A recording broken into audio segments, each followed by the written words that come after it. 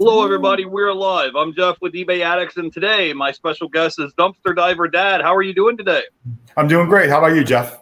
Oh, I'm doing well. Thanks for coming on and hanging out with us today. Thank you for having me. Go ahead and introduce yourself to our audience in case they don't know who you are.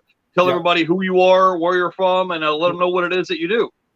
Yeah, I'm Dumpster Diver Dad. I started a YouTube channel a little before the pandemic, and it was all about dumpster diving. And that's the great thing about dumpster diving is you can go and you can do it whenever you want, whenever you can. I usually went during the day, and then at night. I know other dumpster divers do that. There's some other ones that are great dumpster divers out there, and then there's other ones that just go to certain places. And I just went to different places to check it out. So I started a YouTube channel, just doing the journey a little bit. And in the meantime, I sell on Amazon and eBay, and I get stuff from Facebook Marketplace, the Goodwill bins, and then also I do Goodwill.com and stuff like that. So a little bit of everything. And my YouTube channel has been a little dormant because of dumpster diving being during COVID. There was all the stores were closed out here in California. I'm in here in Sacramento and Elk Grove, so we just the whole economy pretty much shut down there for a while. So yeah, so you're in California and you're a full-time reseller, correct? Part-time reseller. I do a couple hours for my friend. I work at her complexes for a couple hours each day. It's all on my own time. As long as I get it done, I can leave. But I go early in the morning, get my stuff done, and then come back and then do the rest of the eBay stuff, going to the bins. They open up at 8 o'clock, so I try to hit there 8, 9 o'clock and grab DVDs and books and whatever else I could find the other day. If you followed me on Instagram, I pulled out a Rock Band set that I sent into Amazon, so I'm hoping to sell that soon. So yeah, just a little bit of everything I sell but mainly medium items, video games, DVDs, books. I sell, Bibles and all that other stuff. All that I could get for 15 cents a piece, or pay by the pound, or get for cheap on Facebook and flip it for more. So that's What do they charge you at the Goodwill bins? Like if you find, because I was watching one of your videos and I think you got stuff. I think you said you got like DVDs and books for like 15 cents a piece, and then you get video games for like 50 cents. 1 second, I'm sorry, I'm coughing. Yep. So today I went and 15 cents a piece. I went for about 20 minutes this morning, and I spent $13.85 at the Goodwill bins. And you should see the stuff I got. I got PX90, which I know you can't sell on eBay, but you can sell on other stuff. And then I got this whole box. I don't know if you guys can see this. This whole box filled of DVDs. There's about 100 DVDs in here. And it's anything from sealed to I got an Xbox game, and this is 15 cents. So you can see, anything crazy, but there was Xbox games in here.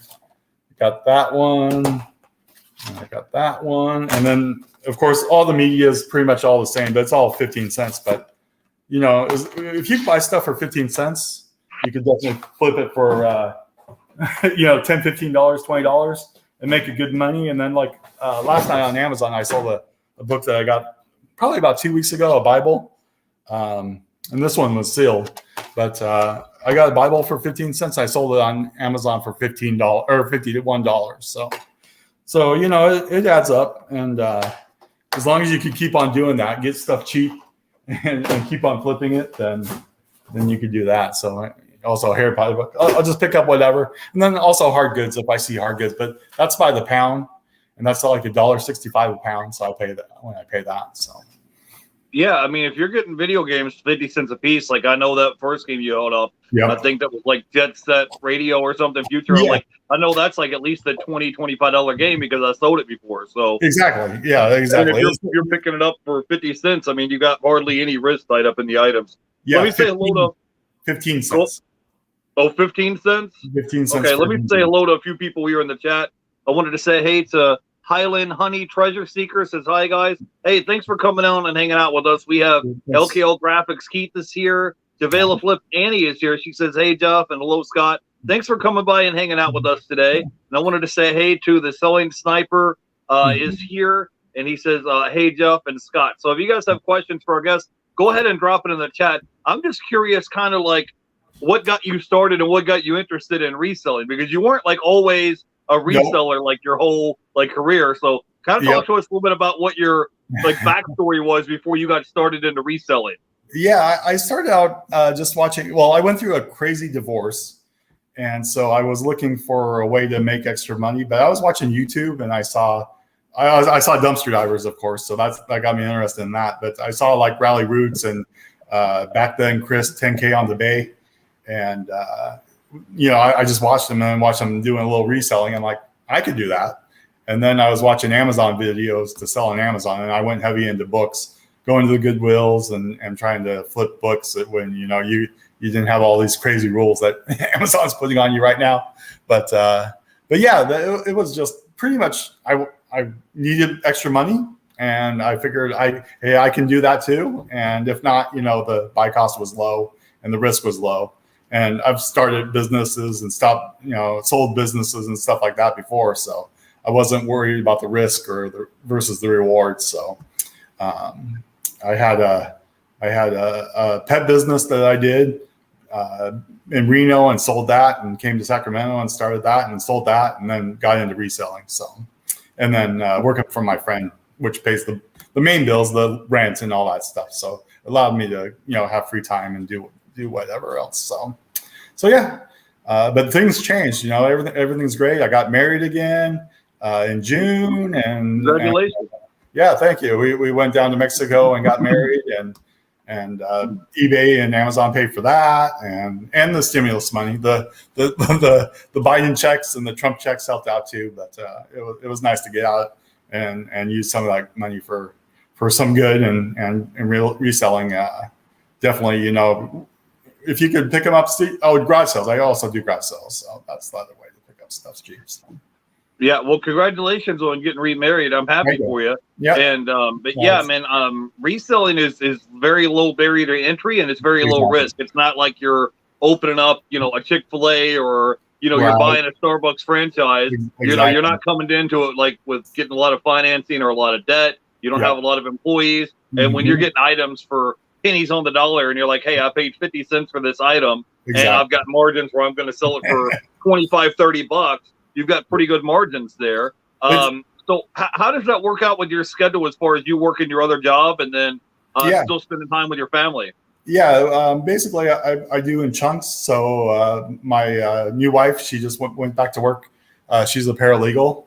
So she just went back to work from working from home, going back out into the office.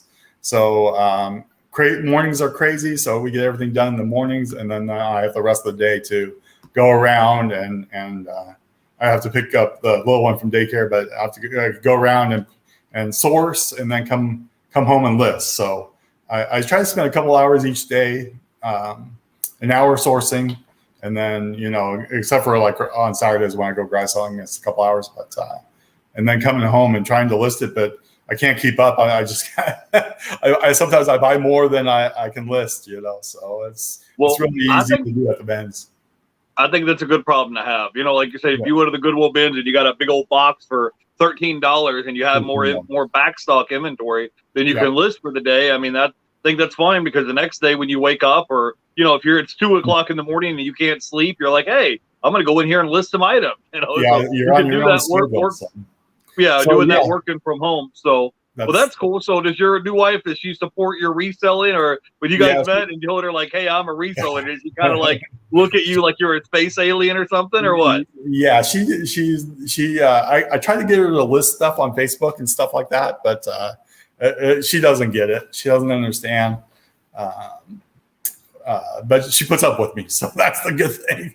She knows I have my room and my loft. I have 2 areas that I have, and I try to keep the rest of the house clean. It doesn't work that way, but she does put up with me and my reselling. She doesn't always get it, but she likes the extra money and stuff like that. So yeah, well, it's definitely nice. You got your eBay store running 24/7 in the background, and you can still make sales while you're out doing other things. So, but yeah, I'm with you. I try to get all my stuff done early. Like today, I went to the post office, shipped out all my packages super early of everything I had to ship out for the day, and then I'll get that out of my hair and out of the way, and then we have the rest of the afternoon free to do what you want to go do. Let me say hello here to a few people in the chat. We got some people here hanging out with us today.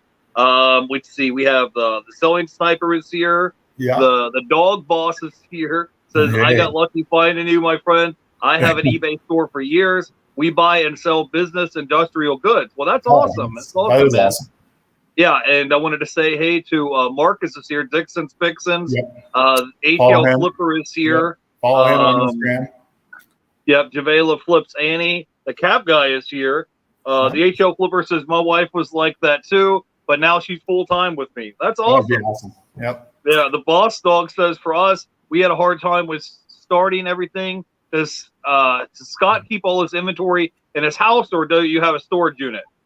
We have a garage and like I said, the loft, and I have an office. But I keep it all here. But the storage unit is the next expense coming up, I think, and that's going to be DVDs and books and all that stuff and video games. But storage units are so expensive here in California. I definitely need one. And then with the inventory issue, I started a new eBay store for the DVDs and stuff, and I'm starting to inventory that stuff right now. I'm going to get a listed and start inventory that stuff right now. That's because I've been bad at that. I've lost a couple things during the pandemic, and find it and then find it later. That's always a mess. And I'm correcting my ways. It's good to see all the home runs on Instagram and all that stuff, but there's the back stuff. Finding your item and you can't find it sometimes, or digging through 100 hats to find that one hat that you need to send off and stuff like that. Shipping, when FedEx loses my stuff, which they seem to do out here, I had a little office bicycle thing, and I shipped it to Florida, and FedEx sent it all the way back for some reason. I still haven't found out the reason, but I had to refund that buyer. So it's not all glam and glory, but like Instagram likes to promote. But the goal is to get better, for me at least. So yeah, I have the same issue as well with the post office. Sometimes I'll ship out packages and it'll be in transit or lost in shipping or something. And sometimes you'll get messages from the buyer and they're like, hey, I haven't received my package. And I'm like, are you sure? And then we try to track it down. Yep. And then, and I'm thinking like, well, I shipped it. It should be here the next day or so. Exactly. But it's just one of those things where you're trying to keep the customers happy because you don't want to get negative feedback on your account while you're trying to, trying to keep everything running smoothly. But yeah, I have a garage and a shed in my backyard. And I was going to say, if you have some land, you might consider having investing maybe into a shed or something before you go get a storage unit, because you don't want to have to drive back and forth to the storage unit every time you sell something, or somebody sends you a question and say, can you send me a photo of this item, or, what's the measurements? You don't want to have to drive to the storage unit to do measurements or a photo or something. And also, if you have a garage, maybe there's a way where you can get some storage units or totes, or sometimes people can get racks. So instead of the stuff being like spread out like this, you can kind of stack it horizontally. And a lot of that stuff, like you're talking about, like DVDs and video games, Blu-rays, CDs, a lot of that stuff doesn't take up a ton of space, and it doesn't weigh very much. So you can put them on like stackable totes or containers and stack it up to the ceiling and just put like AA or BB or CC in the listing. So when the item sells, you know where to find it at. I try to have mine kind of like faced out a little bit. So I have the spine of them sticking out. So that way I can just go down, see the spine, find the exact item that I'm looking for and grab it, pull it and ship it. So the selling sniper asked the question. He wants to know, what is your best find you found out of the dumpster? Okay. Awesome question. I found Staples. I found Xerox ink, the big drums. And I probably pulled about $3,000 of ink. It was expired, but still sold on eBay. So I got like $3,000 of ink out of the dumpster at Staples. That was a good one. My favorite find was a snow globe from it has like it's a big snow globe, and it was an advertisement for a vodka company, and I pull that out every year for my display and everything else like that. I just love that thing. It just lights up and everything. So I pulled that out of Total Wine and More dumpster, and that's my favorite, probably one of my favorite finds. So. Okay, I'm curious what got you started into like pulling merchandise out of the dumpster, because most people, they see a dumpster, they're trying to steer clear of it, but you don't mind rolling your sleeves up and getting dirty a little bit, because you don't always go home and take a shower afterwards, but you don't mind if you see something in there that you want, you don't mind going and getting it, right? No, if you watch some of my older videos when I went to like Burlington, I jumped in the dumpster. But what got me started was looking for boxes for eBay. So I needed boxes and stuff like that. And then I found other stuff I wanted. So like if I went over to Burlington to get a box, or I needed, smaller boxes, I went to the dollar store and got some of those. And then I could use this and sell this, and pulling out jackets and stuff like that. It just was a no brainer to go in there and start looking, books at Borders and what other bookstores, half price books, you go to the back and they throw out half their books that people don't want. So, and there's value in all that stuff. So. Yeah. And so you basically saw some stuff at a dumpster. You were looking for like packing boxes and materials, things like that you need for shipping, right? Yeah. 100%. Yep. You haven't had any issues with like the people, like, because I would be worried because they have security cameras everywhere. So I'd be worried there'd be like security cameras, or someone would like think that you're trying to break into the store or something. Like if it's in the middle of the night and they hear some loud noise or something, you might think you're trying to break into the place. So you haven't had any issues with the cops or security or anything like that?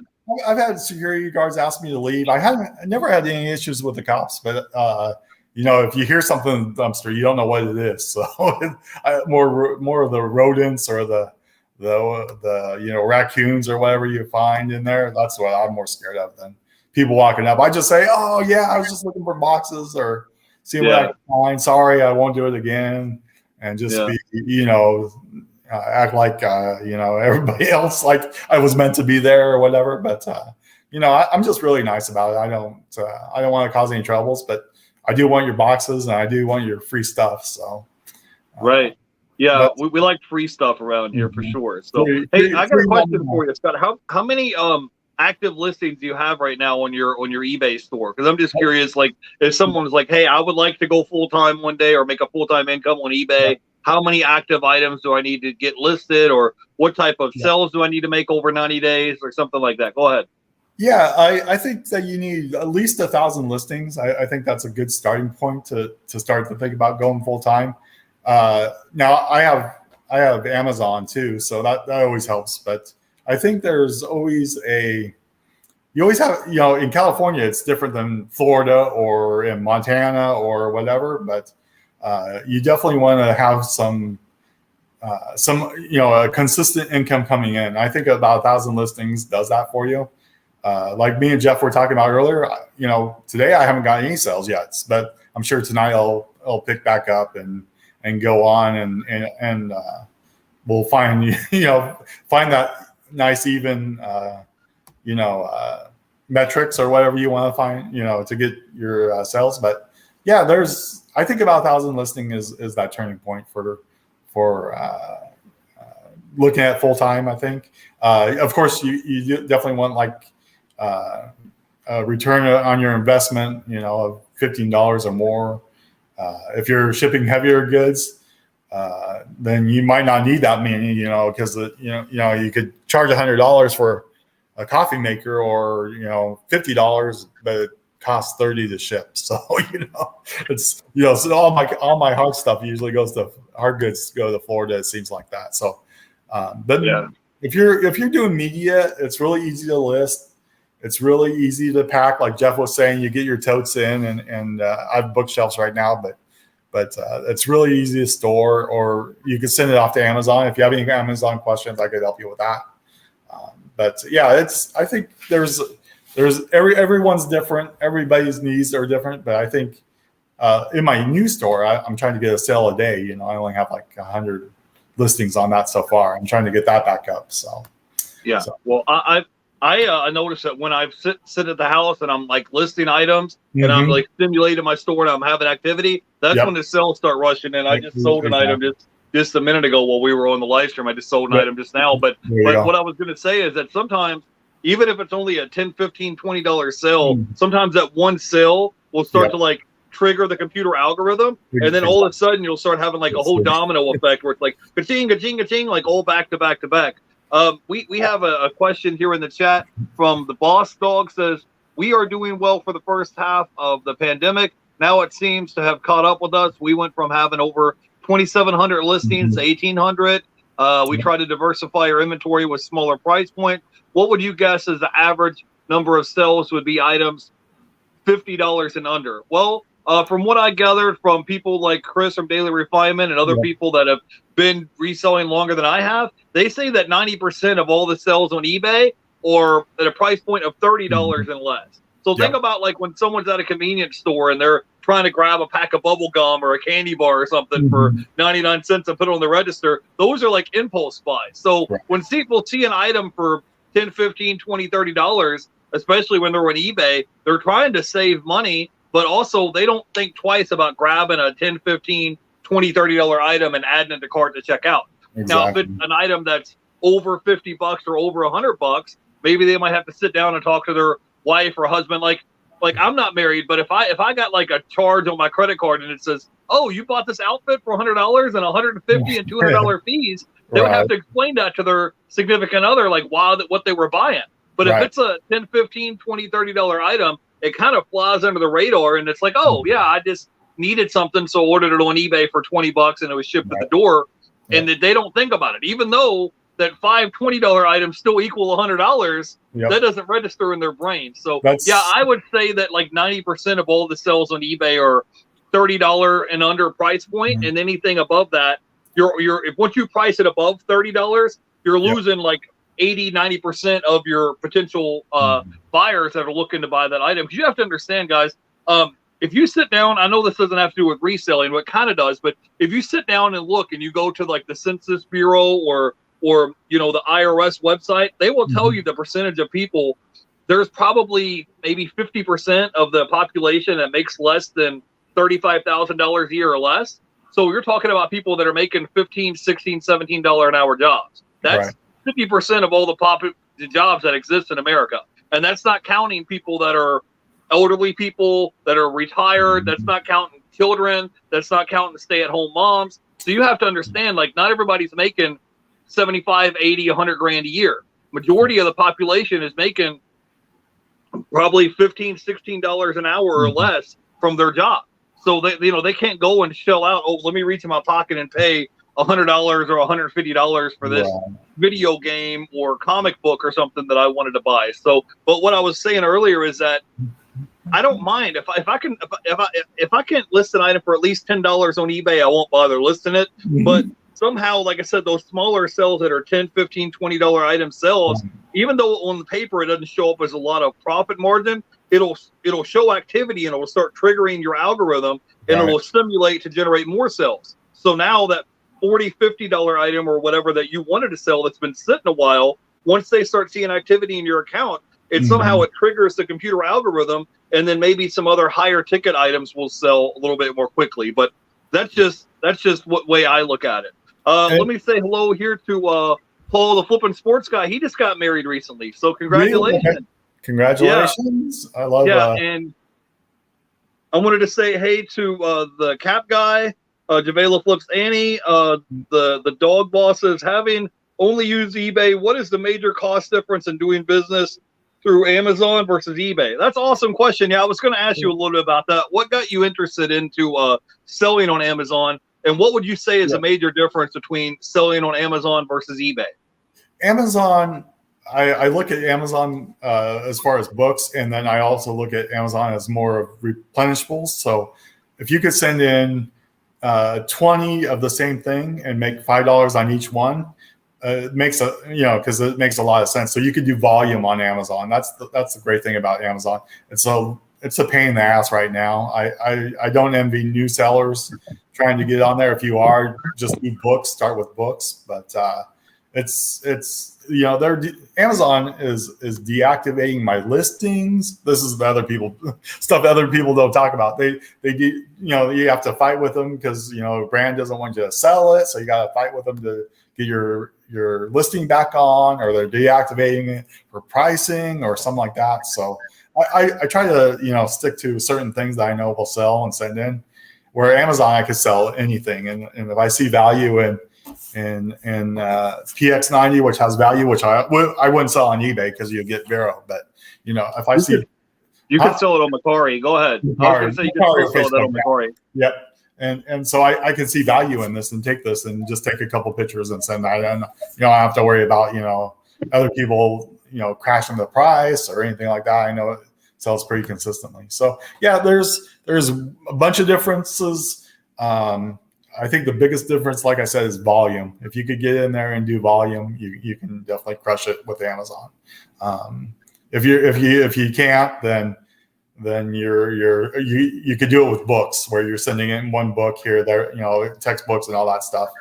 But eBay, you got a huge audience on eBay where you could sell, people, doing the search, they want, such and such printer. They see it, they need it, they used it before, so they buy it and they send it to their house. Or like the other night, I saw a YouTuber, California Flipper. He had a shirt, cowboy shirt that I saw on there. I went on the store, I bought it and sent it to me. It was just simple. It was just easy because it's exactly what I wanted. It was my size. I saw it. It's going to come today or tomorrow because he lives in California too. So, it's different games, but they both work. So, yeah. Couple of things that I run issues with. I don't sell on Amazon, but issues that I've heard other people have is being gated in categories on Amazon. Sometimes they want you to send in a receipt to verify that it was a legit item on Amazon, and they're going to take a bigger portion of their sales of your profit. And I feel like eBay is better for selling off like one-off items because you still have 187 active buyers on the eBay platform that bought something over the past 12 months, whereas Amazon that has a larger user base of buyers on the platform, but you're taking a smaller percentage of the profit on Amazon. But yeah, like I said, if you're selling a high quantity, like if you have 100 or 1,000 of one SKU, you'd be better off on Amazon. But if you're selling one-off items, it'd probably be better on eBay because you're going to keep more money in your pocket. Cap Guy says he 4,400 listings, run promoted plus, and have best offer turned on, sales will happen. I've been doing promoted listings as well. I have best offers and sending out offers to watchers. And but I here lately, I've only really been doing 1% promoted listings. Most of the items, because if let's say you sell an item for $20 and now it's 1% of that, it's like 20 cents. It's not a big deal, but I have noticed that like nearly half of my sales have come from promoted listings. So it's definitely a good way to to kind of experiment and have promoted listings, so your items will get more traffic. So and I think Chris from Daily Refinement has a great point, because I've been doing this too, is listing every day. Even if it's one item, I think if you list one every day, both on eBay and Amazon, I think it helps your sales because you're getting in there, you're getting active, you're showing both those platforms that you are active, and then and you're going in and sending stuff out right away. I think that helps your metrics too. But I'm no expert, but just from my experience in the last couple since I've been running the test, listing every day has helped. Doing drafts and having them ready for the weekend and stuff like that. So So Scott, I was going to ask you, like, what would be like your 2 or 3 top tips or piece of advice to help somebody if they want to become a full-time reseller? I think have a source. I know you were if you're going to do like you could do, there's many ways to skin a cat, I guess you could say. So if you have that one source, if it's the bins or if it's going and buying stuff on eBay and then reselling it on eBay, I think the best thing is to have a source. Or if you're going to storage units and buying those, you can count on those going forward. You have a consistent supply of getting stuff. I know clothes, like at the bins, if you're doing clothes, you can just, there's like 20, 30 bins that they have right when you get there, at least here in Sacramento. And then they rotate them like every hour. So there's just tons and tons of clothes, caps, they bring, they have baseball caps in there and all that stuff. So you could just dig for days and find inventory. So I know you were talking to, who'd you have on the other day that was talking about the bins? And get the source of the inventory. I'm not for sure. I have new guests on like every week. I know. So I'm not sure what you're talking about. The series that you're doing. With Rise and Grind Picker. Rise and Grind Picker. Yeah, I love him. And getting that source and keeping having that consistent supply.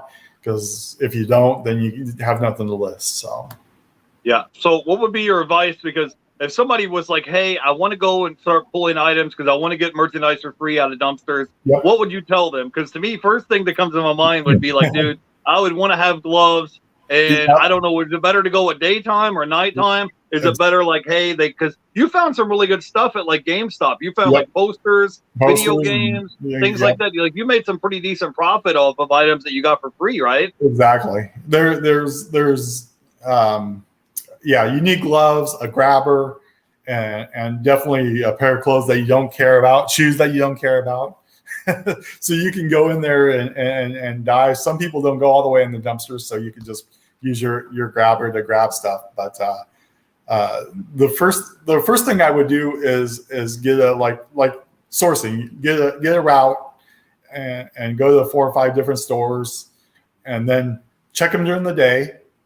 And then check them during the night, and check them a couple times during the week, because like Burlington may throw stuff out at Tuesday night, where I know GameStop throws stuff on Saturday night. So if you want posters, you know to go to the GameStop Saturday night and grab all their posters that they're throwing away for NBA, 2K, whatever, and then putting out the Madden posters for NFL, so or the latest video game or whatever. So that's just. You get to know the different routines of the stores, and then when they start throwing stuff out and when they don't. So, like sourcing at the thrift stores. You get a route. I would do it. I get a route for dumpster diving, and go to the stores that you like. If you like candles. Go to the stores with candles. If you don't like candles, then don't go there. Which Bed Bath and Beyond, people score tons of candles, and if you love candles and smelly or Ulta, where you could perfume and all that stuff, go to those. Where I go to GameStop. So Scott, what's some of the coolest items that you found in the dumpster? Like, what would be like your top 3, 4, or 5 items, or you're like, hey, these are like some of the coolest finds that I've pulled out of the dumpster for free? Yeah, I found a couple of amazing jackets at Burlington, so that was nice. I found like a how would I say it? Like a display case, like a whole display case that I wanted to grab, but I didn't have the room for it. So that one, I was like, if I had the room, I'd pull that out, and it was pretty cool from GameStop. But I had to leave it behind, and so that was one that got away. But jacket I got for free from Burlington, Ralph Lauren jacket that I sold for $100. Stuff that I found. What was the? At Staples I found office chairs. So that always could use the office chair. There's just tons of stuff, books and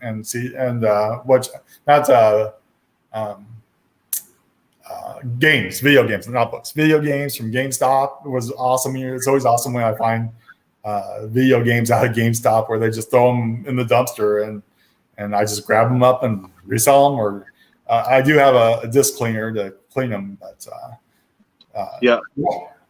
people don't know also those video game guidebooks. If you come across those, those will sell for some really good money as well. Because a lot of times they'll be discontinued. So if you come across, because sometimes you will see, I'm not talking about the insert that comes with the game. I'm talking about the big guidebook. It's like size of a comic book or something. And if you see some of those big video game guidebooks, some of those will sell for some really good money as well if you happen to come across them. So, so Scott, what are some of your plans in the future with your reselling business? Like, where do you see yourself going with this reselling business over the next 2, 3, 4 years? Right now, I'm gonna mainly concentrate on the media items. Right now, I'm gonna definitely concentrate on that.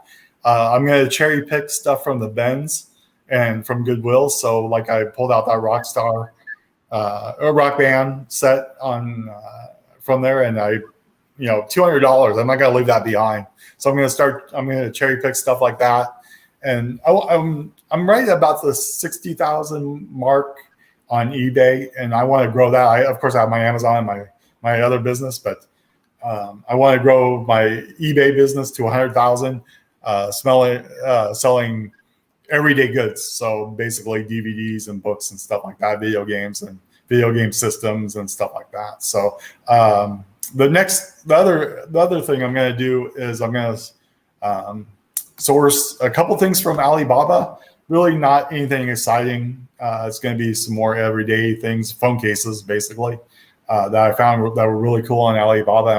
I'm sourcing those right now and talking to the supplier, and work on replens for Amazon. So those are the pawns of my business in the next year and a half, 2 years. After the 100,000 mark, because like I said, about 60, I'm gonna continue to grow from there, more niche down my items that I want to get, and definitely beef up my replenishables, and also I want to do it all basically, but no, I don't. I can't do it all. So I have to stick to media and books. But if I see something that's outside that, I'll cherry pick that and sell that. So. Yeah, I'm with you, man. Yeah, well, you can get some of these media items super cheap for a quarter or 50 cents, 75 cents, $1, and then you're turning around and selling it for sometimes $15, $20, $30. Like, for example, I don't have any with me, but it's out in the shed. But I have this one DVD, right? And I have 600 copies of this one DVD. So I just listed it once, put quantity of 600 in the listing, and every week, no joke, every week I've sold 3 or 4 of them every week. So that's awesome.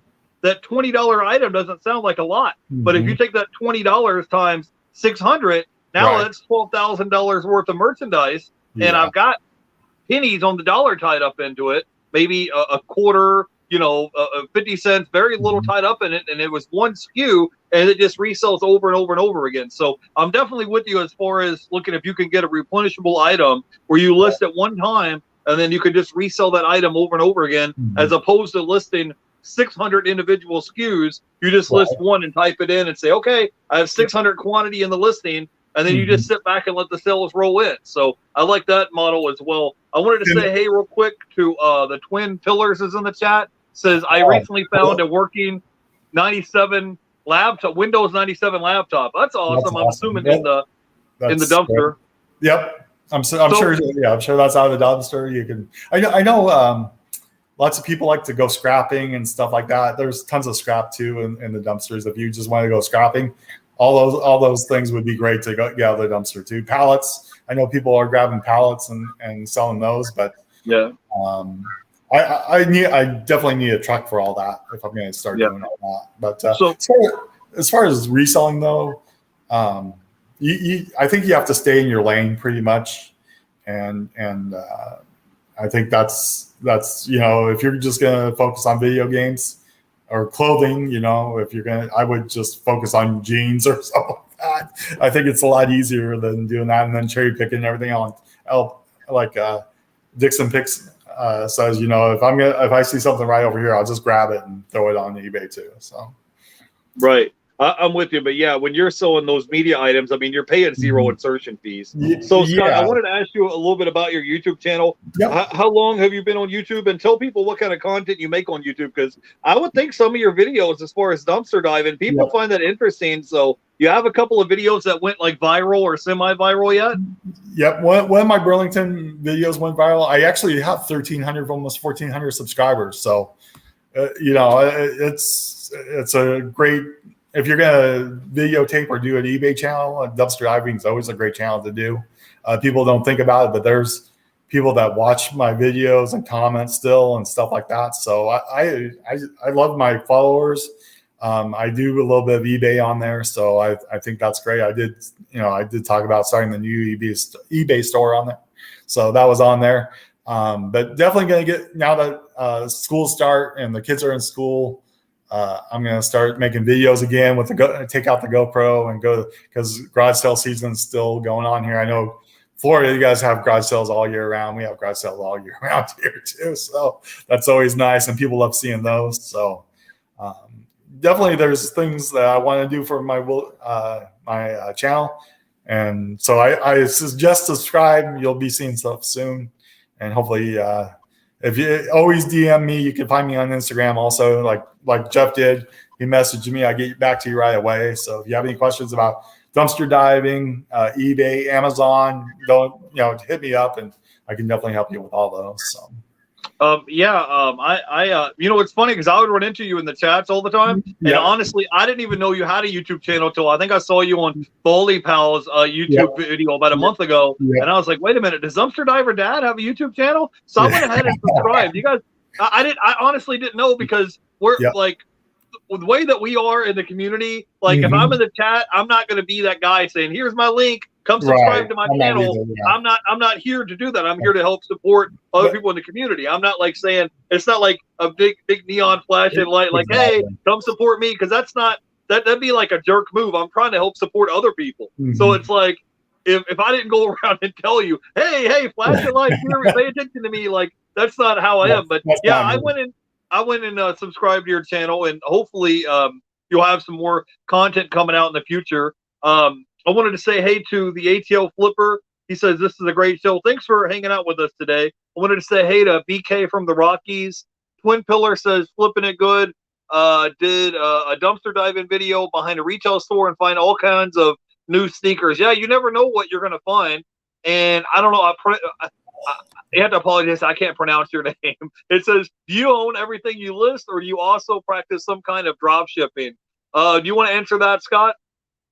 Your mic is off. Yeah, my kid just woke up. Yeah, I list pretty much everything I get. I don't do drop shipping. The only time I've done drop shipping is if I couldn't find something and I had to drop ship it to my customer to make them happy and everybody happy. But I don't do drop shipping. I think you could get too much trouble by doing that. I'm not going to risk my eBay account by drop shipping. So it looks great. It sounds great. I don't think it is great, but it's totally up to you. I don't do any drop shipping. What I do is I have some items that I find in the Dollar Tree that I'll go and pay $1 for, and then list it on eBay, and then I'll put quantity of 2 or 5 or 10 in the listing. And then whenever the item sells, I'll go across the street to the Dollar Tree. There's probably 5 Dollar Trees within 10 minutes of my house. And then after that item sells, I'll maybe go to the Dollar Tree, grab one, and then put it in my 6x9 padded envelope and ship it out to the customer. And it takes 2 minutes out of my day. And even if it's only a $10, $15, $20 sale, if you do 5 or 10 of those a day, they'll add up. And when they're giving you, eBay's giving you free listings, I literally have maybe, I'll buy an item once, pay $1 for it one time, take a picture front and back, list it, and then I almost look at it as back in the day, they used to have something called a Sears catalog, and you would go in the Sears catalog and order what you want. So I'm trying to do that and have items like that, like a replenishable items that I get from the Dollar Tree, and I'll buy one of them, list it one time, and then I'll just let it sell through over and over and over again. Hey, Scott, I appreciate you coming on and hanging out with us. I'll let you go because I know you got fatherly duties. Do you have any words of wisdom or any final thoughts that you can leave us with for today? Yeah, I just love the YouTube community. I love all my subscribers, and I love people like you, Jeff, that bring other people on. You do a great interview with a whole bunch of people that I've never even heard of or never even knew existed. Like you said, you're like, oh yeah, this person. But you hear about other people, getting hate or shade on YouTube. But I've had nothing but people love and respect and everything else like that from people on YouTube. I think everybody should have a YouTube channel just to document your own journey. And I think, you never know what it'll become. So even if you're reselling or if you're going out and doing your trips or whatever. I definitely think that's a great way. And if you could tie the YouTube channel into reselling, I think it's a win-win, because you meet people that have like interests. I know eBay and Amazon is a lonely business, so there's a community out there that will love and support you and show you things that you don't even know. Like, I learn every day new things. And I'm not an expert on everything, but you see something on somebody's channel, or you hear Baldy, like you were saying, or Dixon Pixon, or any of these other guys that you've had on here. They showed you something that you didn't even know to pick up, and then I see that at the Goodwill. I'm like, oh yeah, that will sell such and such, or oh, stay away from that. I think that's the great thing about YouTube and bringing resellers and YouTube together. You could share your experiences. Now, I do think Instagram is good for that too, but I think YouTube is the best place for this. Because there's no, like, I love talking about reselling, as you do too, Jeff. I hear you on here, saying all this stuff, all your sales and all your stuff, and there's good and bad with everything. There's good with eBay. There's bad with eBay. But I think we're all trying to struggle and better ourselves, and so I told one person to start a dumpster diving channel, and she has over 60,000 subscribers. That's you just never know. You just never know. I try not to worry too much about view count or subscribers. I just try to go out and just put out content, because it's like, think about when you're at eBay. Every item you list isn't going to be a $100 item that's going to be a home run. It's just every YouTube video you put out isn't going to go viral, but you just got to be consistent at it, just like you are going to be with eBay or anything else. My favorite thing about YouTube is definitely the people that you get to meet. Like, Scott, you're all the way in California. I'm in Tampa. So if we didn't meet on YouTube, the chances of us running into each other in public would be like 0 to none. Like, there's no way, you being in California and I'm in Tampa, that we would run into each other in public. Like, it's like the chance of it happen is like astronomical. Anyways, guys, go ahead and follow our guest, Dumpster Diver Dad. All his links are going to be down below for YouTube and Instagram. Go ahead and follow him. And if you guys want to come back and hang out tomorrow at 4 p.m., I will have OBX Picker will be here tomorrow at 4 p.m. Awesome, so I will see you guys then. Till then, you guys have a great day. And just remember, just get out there and list those items and make some sales. I'll see you guys later. Bye, everybody. Bye. Thank you.